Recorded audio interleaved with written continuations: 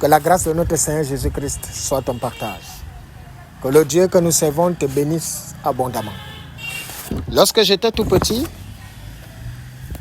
on me disait, le diable a des cornes et il a une queue avec des pattes en sabot. Il a un trident à main et il marche, il effraie les gens, il est comme ci, il est comme ça. Moi, c'était la stigmatisation là que j'avais du diable. Je savais que c'est un être, il habite quelque part particulièrement, il est en enfer. Et c'est là-bas que ceux qui ne servent pas Dieu partent et il les torture là-bas. Vous savez, la connaissance est une chose dans un monde plein d'ignorance. Quand Dieu m'appelle, je ne savais pas. J'avais toujours mon idée et selon ce qu'on m'avait dit du diable, que c'est quelqu'un qui a des sabots, il est comme ci, il est comme ça. Mais la première fois que j'ai rencontré le diable, je n'ai pas su que c'était le diable parce que j'ai vu un ange.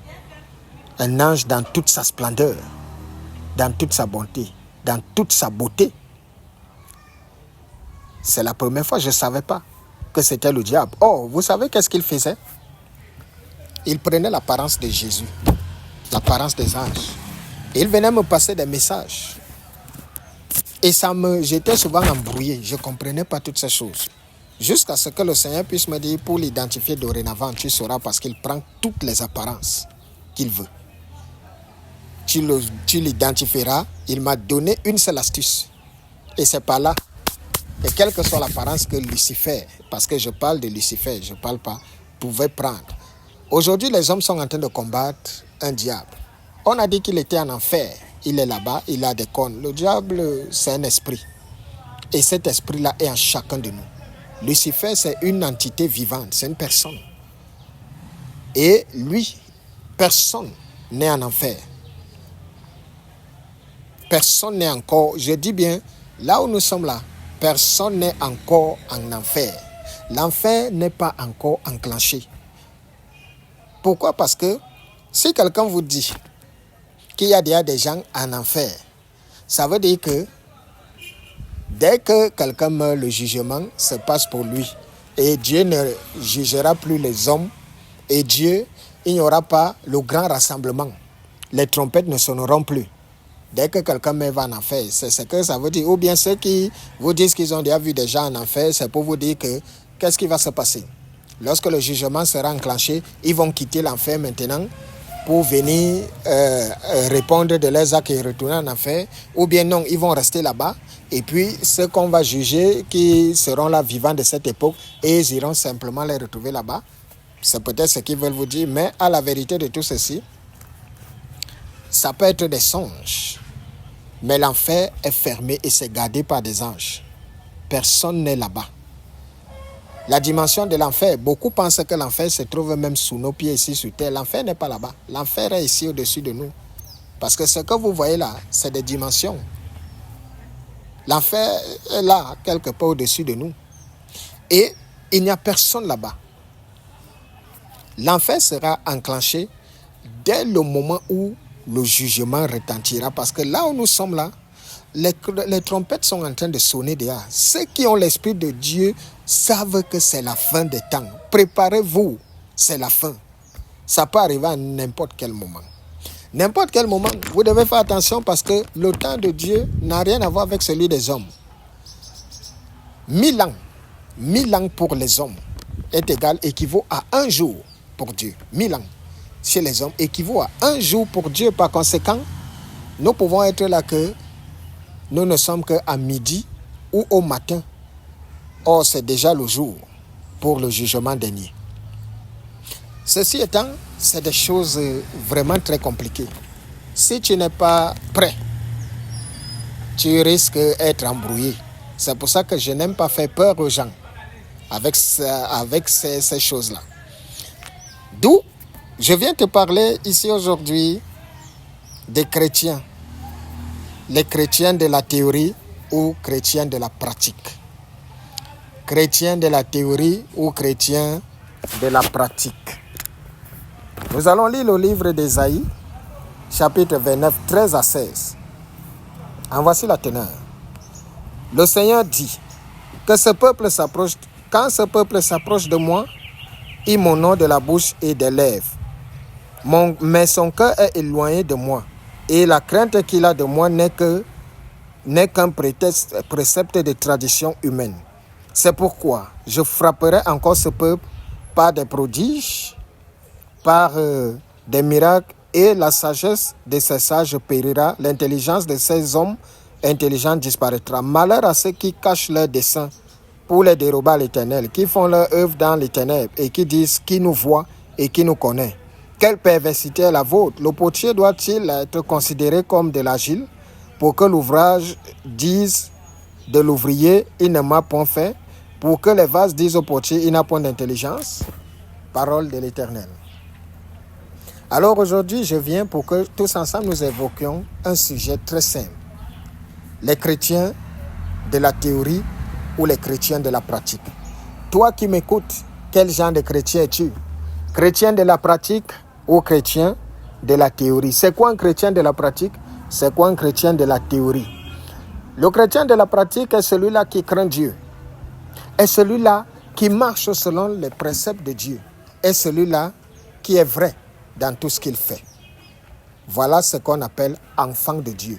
Celui qui marche selon les préceptes de Dieu, celui qui a la crainte de Dieu. Parce qu'avoir la crainte de Dieu ne signifie pas être saint. Il faut bien comprendre, quand on dit que quelqu'un craint Dieu, ça ne signifie pas que vous êtes sans péché. Non, ça signifie que vous reconnaissez que Dieu est là et vous vous fixez des limites. Il y a des choses que vous savez que même si c'est quoi, vous ne ferez pas et vous ne violerez jamais ce code d'honneur pour la gloire de ce monde. Cependant, il y a des gens qui n'ont aucune limite, qui sont prêts à tout, qui ne se fixent aucune barrière. C'est des chrétiens de la théorie.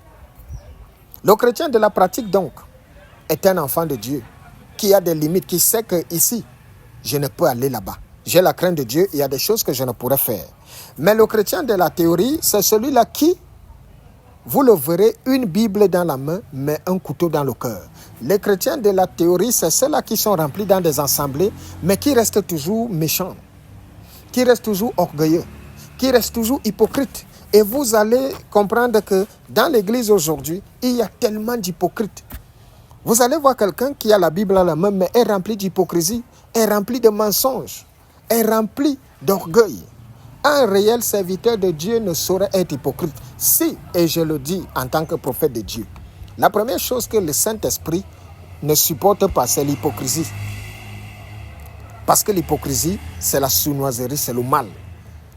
Dans l'hypocrisie, il y a le meurtre. Quelqu'un va sourire avec vous alors qu'il ne vous aime pas. Quelqu'un va vous embrasser alors qu'il vous tue. Et un enfant de Dieu ne pourrait être dans cette dimension-là, d'être celui-là qui sourit avec des gens mais qui ne les aime pas. Il y a des gens qui viennent y sourire avec toi. Il y a même des gens qui t'aident quand tu es en difficulté, mais qui peuvent se moquer de toi derrière. Alors toi tu es là, tu te dis, voilà, je n'ai que toi. Tu es la seule personne qui m'aide, alors que cette personne-là, c'est elle qui se rapproche mieux de toi, qui prend ta vie pour aller faire de ça un sujet public. Tu dois savoir que beaucoup sont là, ces chrétiens de la théorie. Tu les vois, ils ne lisent même jamais la Bible. Il y a des gens qui ont acheté des Bibles juste pour un ornement. Ils déposent ça au chevet de leur lit. La Bible te sert à quoi? Une Bible fermée n'est qu'un livre. Or, une Bible ouverte est une épée et elle se retrouve entre les mains des chrétiens de la pratique. Parce que le chrétien de la pratique sait qu'il puise sa force dans les Saintes Écritures. Pourquoi les Saintes Écritures? C'est quoi les Saintes Écritures? Aujourd'hui, je vois des gens qui critiquent et disent que les Saintes Écritures, ce n'est pas un livre vrai. Ils font des démonstrations. D'ailleurs, ils s'appuient sur le fait qu'il y a plus de 77 versions de Bible. Mais moi, j'ai mon expérience avec les Saintes Écritures et je vais vous dire, méditez les Saintes Écritures.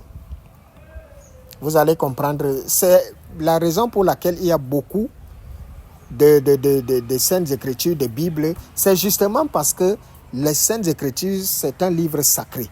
Beaucoup ont voulu copier, beaucoup ont voulu faire d'autres choses.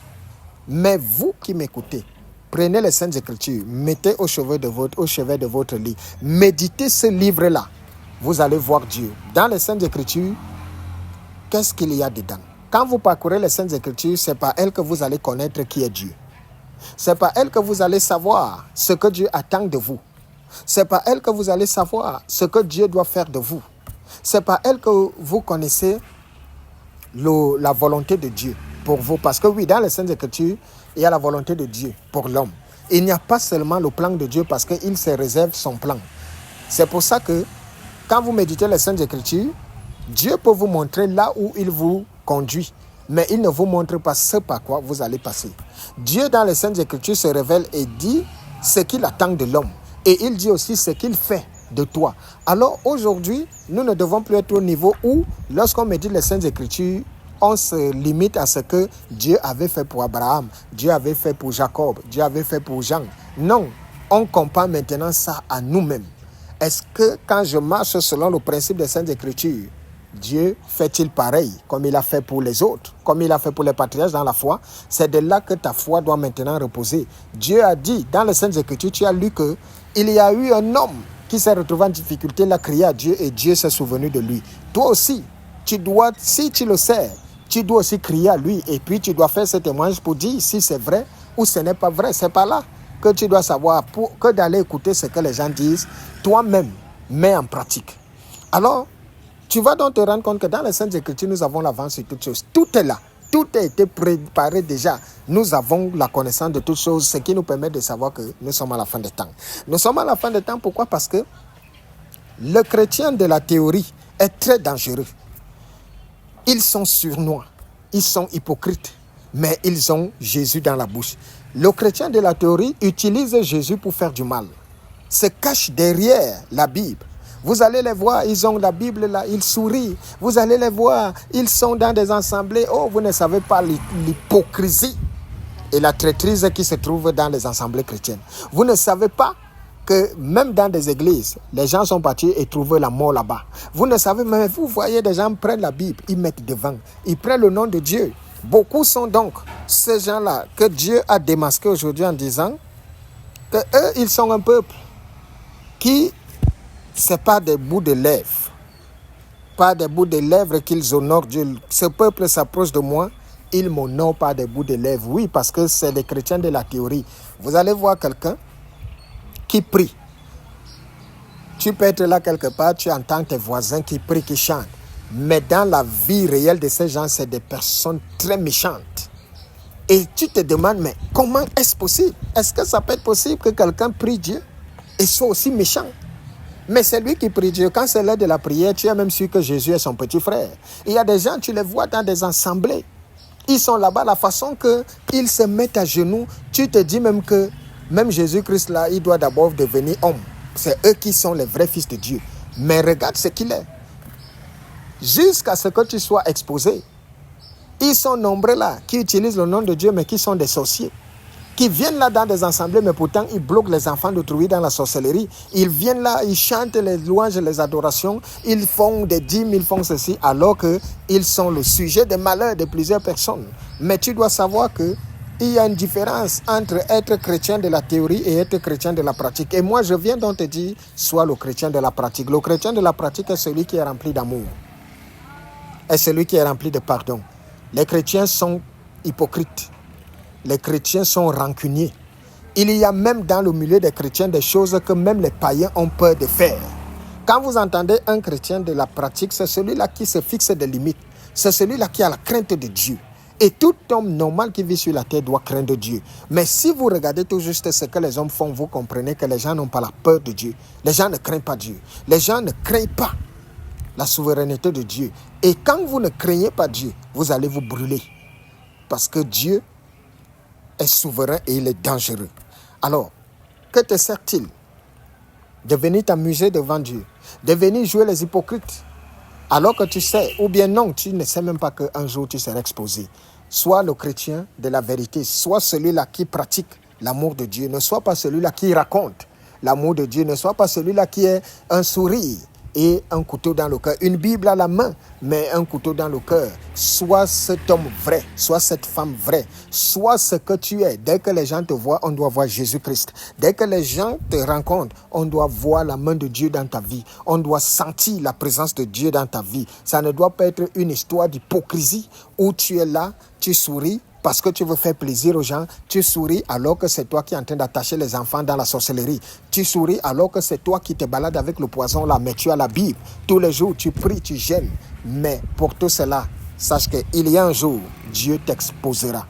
Alors, à tous ceux-là qui sont des chrétiens de la théorie, je vous exhorte à renoncer et de venir dans la pratique.